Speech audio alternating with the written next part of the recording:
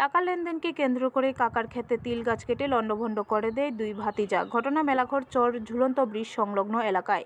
ঘটনার বিবরণে জানা যায়, মেলাঘর পৌরসভার মেলাঘর চরের ৭ নম্বর ওয়ার্ডের বাসিন্দা সাধন সাহার কাছ থেকে তার দুই ভাতিজা সুকান্ত সাহা ও সুমন সাহা ১৫ লক্ষ টাকা কাকা সাধন সাহার কাছ থেকে ধার নেয়। কিন্তু দুই ভাতিজা সেই ১৫ লক্ষ টাকা পরিশোধ না করতে পেরে কাকা সাধন সাহাকে মেলাঘর চর ঝুলন্ত ব্রিজ সংলগ্ন ১৫ গন্ডা জায়গা সাধন সাহার নামে দিয়ে দেন।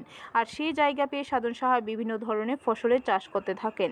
আজ থেকে ১.৫ মাস আগে তিনি সেই জায়গাতেই তিল চাষ করেছিলেন, অথবা কয়েকদিন পরে এই তিলের ফসলগুলি ঘরে তুলবেন। কিন্তু তার আগে সাধন সাহার দুই ভাতিজা রাতের অন্ধকারে পুরো তিল ক্ষেতের তিল গাছ কেটে লণ্ডভণ্ড করে দেয়। উদ্দেশ্য একটাই, তাদের জমি তাদেরকে ফেরত দিতে। বারবার সাধন সাহার উপর চাপ তৈরি করা হয়, কিন্তু সাধন সাহা বলছে, আমার টাকা পরিশোধ কর, আমি তোমাদের জমি দিয়ে দেব। কিন্তু টাকা দিতে রাজি নয় সাধন সাহার দুই ভাতিজা, যার ফলে গতকাল রাতে সাধন সাহার দুই ভাতিজা তিল ক্ষেতগুলি নষ্ট করে দেয়। ক্ষয়ক্ষতির পরিমাণ প্রায় ১ লক্ষ টাকার উপরে হবে বলে জানান। এ বিষয়ে সাধন সাহা মেলাঘর থানায় একটি মামলা করবেন।